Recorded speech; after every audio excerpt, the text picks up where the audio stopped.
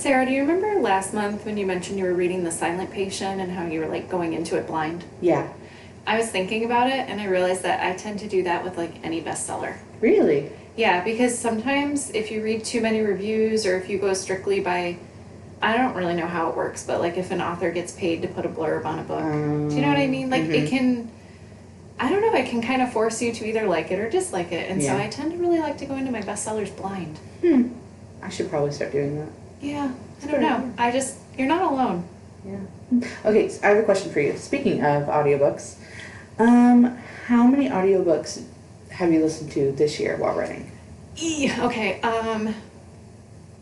I have been trying really hard to get myself to keep running because the humidity kills me. And if you can't tell from our voices and our speech patterns, I'm from New York. I don't deal well with humidity. I've usually given up on running at this point for the year. And so I told myself, if you keep running, you can listen to audiobooks. And I did my last count, and it was 38 audiobooks. 38? Yeah, that's a lot of hours, Sarah. That is a lot of hours. Whoa. Because even a short audiobook is like 6 to 8 hours. Yeah. Yeah. But, pro tip, if you change the speed from the normal like 1.0 to something that matches like your running pattern or your walking style, like for me it has to be a 1.25, otherwise I trip. So it matches the pattern for me. But if I go any faster than that, I get really confused, I trip, so I can't do anything. At 1.25, that's my speed. Gotcha. Oh, okay. Yeah. So that's my little pro tip today. I like that. It's a good tip. Yeah. Sarah, I have a question for you too. Okay, so the other day I saw Drika sneak into our library. You know where I'm going with this. Yeah. And she gave me a look where it was kind of like I'm sorry. And then she went over to all of you. What was she feeding you? Guys, if you don't know, I can't eat dairy. So what was she feeding you? Okay, so she gave us 3 different things. And I think she's about to start selling them, but the first one that she gave us was my favorite, and you wouldn't like the sandwich anyways, because it was portobello mushroom, and I love mushrooms, and oh my gosh, the sandwich was so good. Wait, was that the one that also looked like it had onions on it? Oh yeah. Oh, because I do love onions. Yes, it was so good. So it had like the mushroom on it, it had the onions on it, I think it had cheese, and it also had Carter's barbecue sauce on it. So the place around the corner? Yes. Oh, okay. And I think they like sell it in Walmart. So it was so good. And then the other 2 things, one was a chicken sandwich, and the other one was like a chicken quesadilla. And I don't know exactly what was in with the chicken, but they were both really good. So yeah. That's really awesome. Her stuff always looks so good. Unfortunately, I can't personally eat a lot of it, but I will say, if you have food issues, just go in and talk to them, because my absolute favorite thing in there, the iced dirty chai with oat milk. It's so good. Guys, they have oat milk and almond milk. Go see Drika's Cafe. Yes, my go-to drink there is an iced caramel macchiato with oat milk, and I honestly never had oat milk until they moved in and started serving oat milk, and at home I typically use almond milk, but the oat milk, it's my favorite. It's so good. I love it. And then you guys can come in and visit us too. So you can get your coffee and your snacks, and you can visit us, and then you can go out to the playground. There's all sorts of fun stuff in our little corner. Oh, for sure. But of course, books and librarians are your favorites. Exactly. Remember that. Are we ready? Yeah. Welcome to the Mulberry Book Drop. Oh, it's okay. We couldn't decide if we were going to leave the back in or out, Yeah. and then we each took one. We're going to have to figure this out for next month. It's okay, guys, but we are now on episode 3. Oh my gosh. You have listened to the first 2 episodes, and we are so thankful. And I mean, just this whole thing is just a learning process. So thank you for coming on this learning journey with us. It's been a blast. Do you want to do some quick housekeeping? Yes. So the first thing is that we're in July already. So this year has just flown by, and we have a week and a half left of our summer reading program. That's insane That's to me. crazy. Yeah, and we've just had a blast this summer. You know, last summer we weren't able to be in person, so being able to be back with our programs and with our people, and we've gotten a ton of new people this summer. So thank you to everybody so much for just making this an incredible summer and a fun summer. And don't forget to keep logging those minutes for this next week and a half. They're crucial, they're important, and keep reading. Keep reading. Yes, get those prizes, but keep reading. I'm with Sarah. Yes. I love it. I love it. And I agree. We've met so many new people this year. Yeah. It's been fun. So fun. Oh, okay. I have one quick thing as well.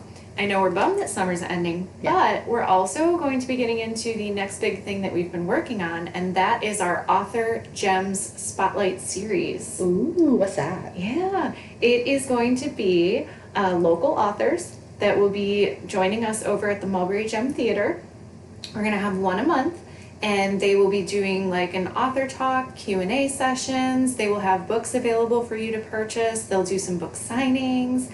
And so we have people for August, September, October, and November. Ooh, sweet. I know. So the very first one is going to be coming up in August, and her name is Kimberly Moore, and she wrote a book called Star-Crossed, and it's about a astronaut. And I don't want to give too much away because it's a pretty banana story, and I loved it. It was so good.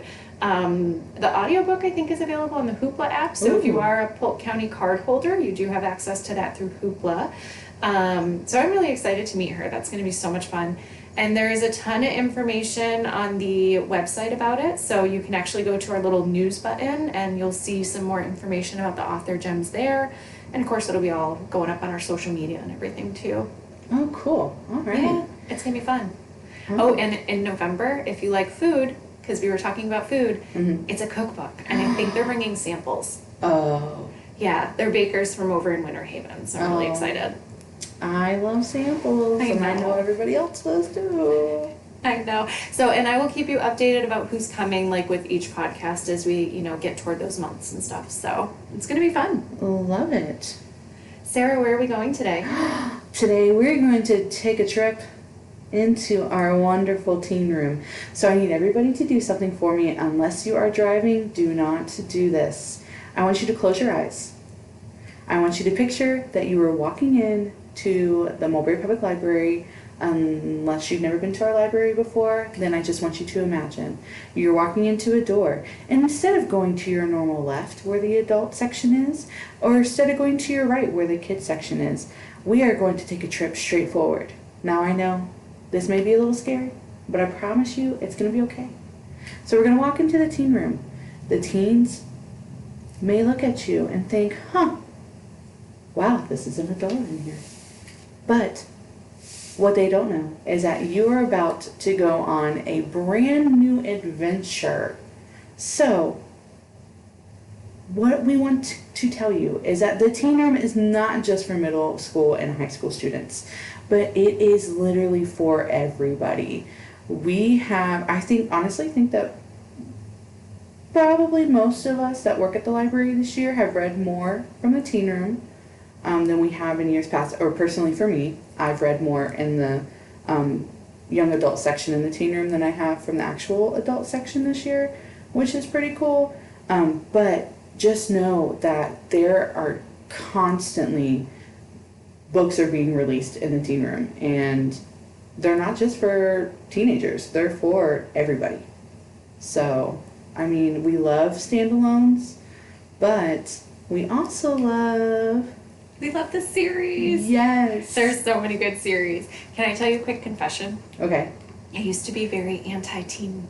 Really? Yes, for some reason at my previous job, it was always like once you hit a certain age, if you were reading stuff in the teen section or the young adult section, then like you weren't a real adult. Oh. I know. And then I met you guys, and you like embraced the teen room so much that I was like, let me in. And I read so many good things in there, and I was really missing out. And I did go back and read some of that stuff that was really popular before that I had missed out on. And oh my goodness. Oh my goodness. And I do have teens now, and so it's really fun to be able to share books with them. Oh, that's fun. That's yeah, cool. And I think a couple of the ones that I think you and I were planning to mention today are some of the ones that I've shared with my kids, and it's kind of awesome. Yeah. Oh my gosh.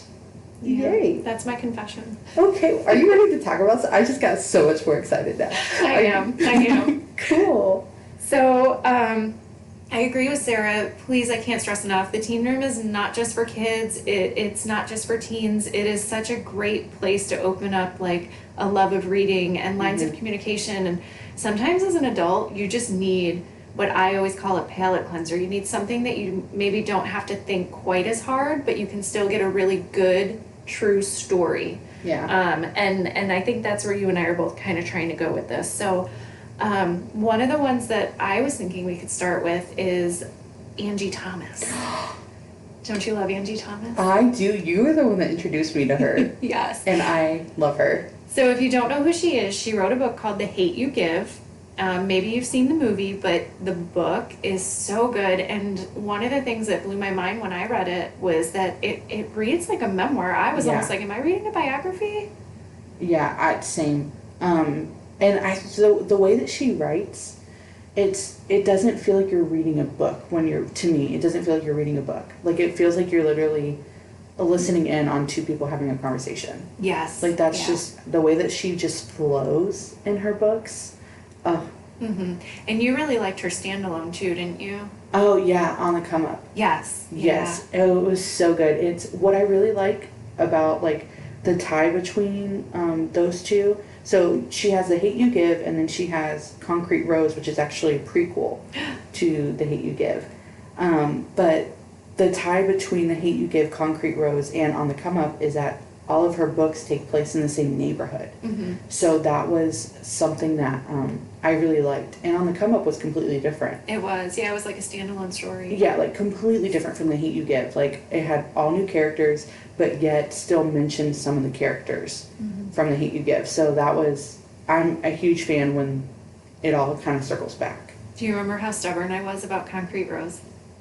Yes. And I was like, I don't do prequels. And you were like, no, you have to do this one. Yes. And I was like, I can't. I love the other one too much. And you were like, you have to. So guys, I read it. And I'm glad I finished it in the back on my lunch because I cried. It was so good. Yes. And then it was almost like I felt like I had to apologize to Sarah because I had this moment of, I think I actually almost liked it more than The Hate You Give. And then I felt like I was not being good to The Hate You Give. Like, they're both so good. Yeah. So I highly, highly, highly, highly, highly recommend Angie Thomas, who I don't know if you know, but she's actually coming out with a new book, but it's with a bunch of different authors. So I've constantly been looking on it in the library system. Oh, keep me posted. But, yeah, and I want to say it's called like Blackout. I'm pretty sure it's the title. I actually saw it in book pages. So I'm anxiously awaiting that one. Fantastic. Yeah. All right, what do you got for us next? All right, so the next one, it was one of the ones that you're just scanning the young adult section, just really hoping to find a book. I think I was in another reading slump. I seem to get into reading slumps a lot, y'all. So, but this one was called The Gracier, and it's by Kim Liggett. I don't know if I'm saying that right. Probably not. It sounds right. Liggett. Yes. So it's called The Gracier, and it was kind of fun. You read that one, right? Yeah, it had like if you guys like those kind of dystopian feel, like wouldn't you say kind of, if you're a grown up and you've done the whole Handmaid's Tale thing, but and you want a similar feel, but a little lighter. Yes. Yeah. I really liked the characters in that one though too. Like it sucked me in fast. Yes. Yeah. Oh yeah. Like the whole time you're reading it, like at the beginning, you're like, what are they talking about? Like it's about like 16-year-old girls, and you're just like, what is happening? And it was one of those ones that I just stumbled upon, and did not regret stumbling upon it. It was great. And then I told Bethany she had to read it, so it was worth it. Okay, so here's my next one for you. If you guys haven't figured out, Sarah and I love to recommend books to each other. It's almost like a challenge, right? Like, read this. So when I first started here, if you remember last month, Sarah said that all she ever used to read was like, Christian fiction or whatever. She had this series that she was obsessed with, and I was kind of like, Sarah, you're so silly. And she was like, no, you'll really love it. You'll love it. Well, I finally tried it this year. Do you know which one I'm going to say? I have a guess. Oh, the Selection series. Oh my. Okay, so I challenged myself to do a guilty pleasure book, is what I call it, one per month this year, just like a goofy thing for myself. And so I had all my friends recommend stuff, and they were like things recommended just all over the place, And this was one of the ones that Sarah had mentioned. And it was like, because she's been trying for 2 years now to get me to read it? Yes. I think that's fair. I loved it. I found it on our Libby app, and I was using it for my runs, and it is just so much fun. And the only way I can describe it, guys, it is The Hunger Games meets The Bachelor. That's exactly, so true. So true. Have you finished it yet?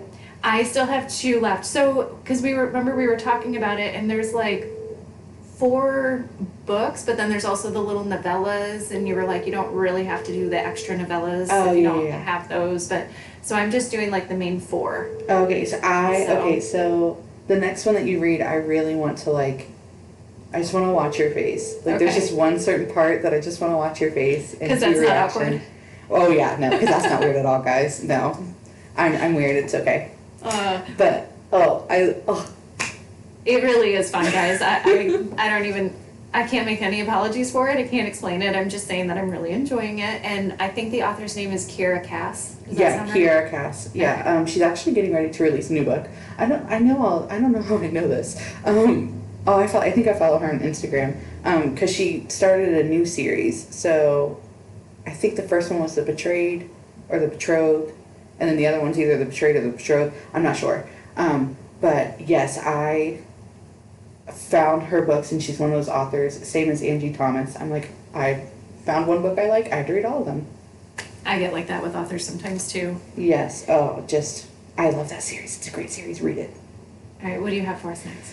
Okay, so this one is actually one that I did for my book club, and it's by Kelly Yang, and it's actually called Front Desk. So, have you read it? I did. Remember, I read it with the boys. Oh, yeah. Okay, so a couple of her kids are in my book club. So, I loved it. It's a story about, immigration, and then this family ends up working in a motel, and the owner is not a very nice person. But what I like is that, you're learning, it's not just a book that you enjoy, but you're also learning while you're reading it, and it's like you imagining that you're now a 13-year-old helping your parents run a motel. So I ended up really enjoying it, and then I also read the sequel, which is called 3 Keys. Did you like it? I really enjoyed it. And did you get to the back of the book where you read the thing about the author's life? Yeah. I had no idea. This was based off of her real life. Yes. Like, her and her family, when they came over here, they really did live in a hotel and run the hotel. Hotel. It's just crazy because I'm trying to think about when I was a 13-year-old. Yeah. And I never did anything like that. Yeah, no, and my kids really enjoyed it too, guys. So this is another one where it's just a nice example of something that, you can read with your kids and talk about. And, remember in the book they talk about the loan sharks? Yes. And my youngest was like, Mom, I have a question. He's like, what exactly is a loan shark? So, we live in Florida now, and there's real sharks. So I think it took him a second to kind of get the concept. But, gotcha. Yeah, but he ended up really enjoying it. Good. Yeah, that was fun. All right, what do you have next? Okay, I think you just did this for your book clubs as well, but the next author I wanted to mention is Katherine Applegate. Oh, I love her. I know. So, and I can't remember, but we did one of her books a long time ago. Wasn't it The Wishtree? Yes. And didn't we post a picture and she also commented back to us on Instagram? Did. I thought that was her. Yeah. Because I think that's about when I first started at the library, so I wasn't 100% on that. Yeah, no, Crystal did that book for her book club, and she had the kids, we have a tree branch that sat on our front desk, and she had the kids write out their wishes. And I remember, I think I was reading through the wishes with you, and like one of the wishes like made us cry. Yeah, there were some where it was like, I don't know, some of the kids just wanted like a Pokemon or whatever, but then there was kids that, oh, I want my family to eat dinner together. And I'm like, oh my gosh. Yeah. It was, kids, they're so innocent and sweet. I can't. Well, anyway, the books that I wanted to mention, though, was The One and Only Ivan and The One and Only Bob. Yes, we just did those ones. They're so good. And, sometimes you don't realize how much an author can show you through, like, the eyes of an animal. Yeah. Right? Like, in the adult section, I almost feel like it's its own genre now, but, like, telling a story from, like, a dog's perspective. Yeah. Right? Like, there's so many good books out there. And they do it, like, a good author does it so well in a children's book, too. And so Ivan is all about this beautiful silverback gorilla. Bob is about the dog Bob. And, of course, they're both, in both books. But the story, it just has so much to teach you about friendship and family and, the people that you're with that, protecting and caring for each other and stuff and making the right choices. And, and they're pretty easy reads too, so I feel like they span a lot of age levels. Yeah. So I think those are pretty awesome. For sure, and those are two perfect examples of books that, like, you as an adult can read and learn from, and it's just a sweet story, like friendships and stuff like that. And it was funny because I showed the book club a clip from The One and Only Ivan, and from the movie, and there was a sign where it says, like, Big Top Mall. Mm-hmm. And I was like, do you guys recognize it? And I, like, paused the video, and I was like, do you? And they're like, no. And so I, like, whipped out a piece of paper, and I printed out the Southgate sign, and I was like, it was filmed in Lakeland. It's right up the road. Right. I was like, okay, so when you're, going up South Florida, and they all just looked at me. And I was like, well, okay, so when your parents are taking you up the road, I was like, look for this sign. I was like, ask your parents to drive you past it. It's really pretty at night. I was like, it literally looks like how it looks in the movie, except it says Southgate instead. Fun fact for the Johnny Depp fans out there, too, that also appears in Edward Scissorhands. Yes, that was filmed there as well. So it's famous. Oh, yeah. Well, the next one that I'm going to mention is the author Karen McManus. I don't know if I'm saying it right. But she is popping books out like crazy. So good books. Yes, her most recent one was The Cousins, but One of Us is Lying, One of Us is Next. And there's one more, and I can't even. Two Can Keep a Secret. Oh yeah. Yes. Okay, so that was the other one. She's one of those like newer authors that you and I both like love thrillers, that kind of thing, and those books. They have if you guys remember last month we were talking about Megan Miranda, they have a little bit of her feel. Oh, 100%, yeah. Yeah, those are really fun. Loved it. So one of my other ones too that I had scribbled down was another one that they had done for the teen book club, and it's called Love, Hate, and Other Filters. And I'm not sure if I'm going to pronounce this name correctly, but the author is Samira Ahmed.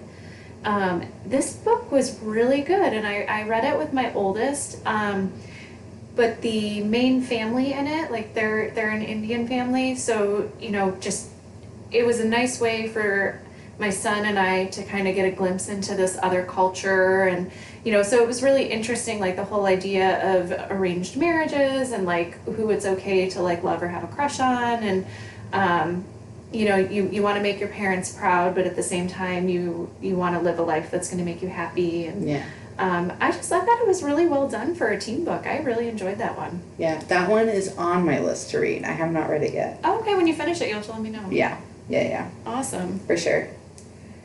The next book is an author by His name is Jason Reynolds, and the book is called Long Way Down. Oh, I loved it. Yeah, that was a book. I think it took each of us less than like 3 hours apiece to read it.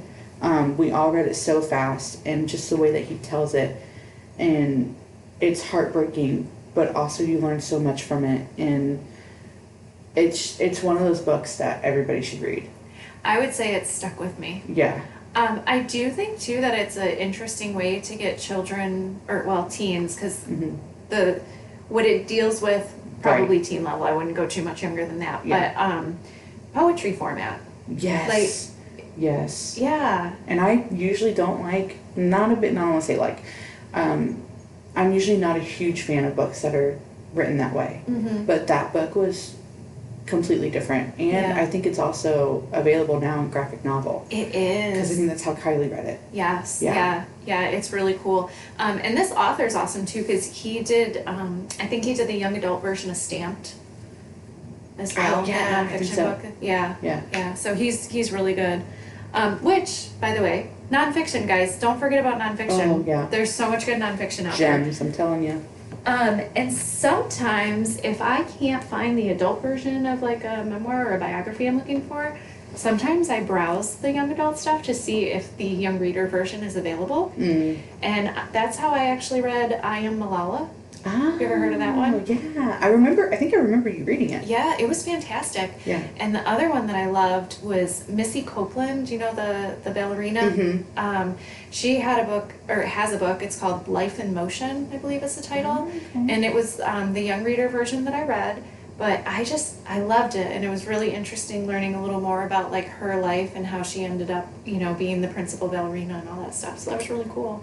Cool. Yeah. Do you do any nonfiction? Yeah. So probably my favorite from the young adult section. It's kind of older, but Bethany Hamilton's Soul Surfer. I was about to be like, I didn't write a book. Bethany Hamilton. I'm sure everybody's familiar with the movie, but I just, you know, she wrote it, and I follow her on Instagram now, and to know that what she went through, and I think she has 3 kids. She's the one that was attacked by the shark, right? The surfer. Oh, yeah, I know who that is. Yes, so I loved the book, and I love the movie too. I think they did a great job with it, and I think what my favorite part about like movies, and I know I'm going off of a movie right now, but my favorite part about some like movies that are inspired by or are about something are at the end when they give like the facts. Yeah, like the where are they now, or what Yes. happened after, that kind of stuff. Yes, and I love those. So That's good. yeah. The last little spot of the teen room that we want to mention to you guys is graphic novels. So graphic novels and manga, like that's all become really, really popular. Yeah. But that's still new to Sarah and I. With the guilty pleasure thing, my husband challenged me to read one of his favorites, and so I read my first one this year. So I would not be the person to talk to just yet for recommendations or suggestions or, you know, age-appropriate content.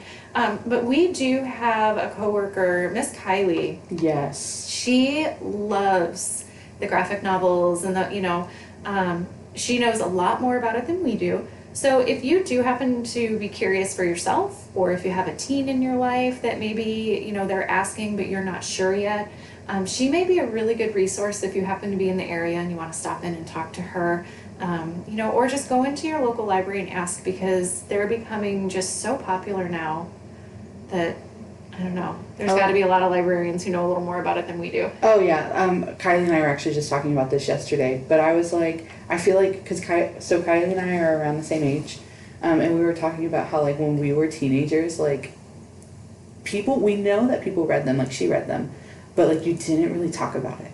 But like now that's like the new cool thing, and so she's actually currently helping me pick out some to read, because some of my kids were wanting to do some for a book club, and I was like, well, I have no idea what would be age appropriate, or what even would be like a good one to start off with that hopefully they haven't read.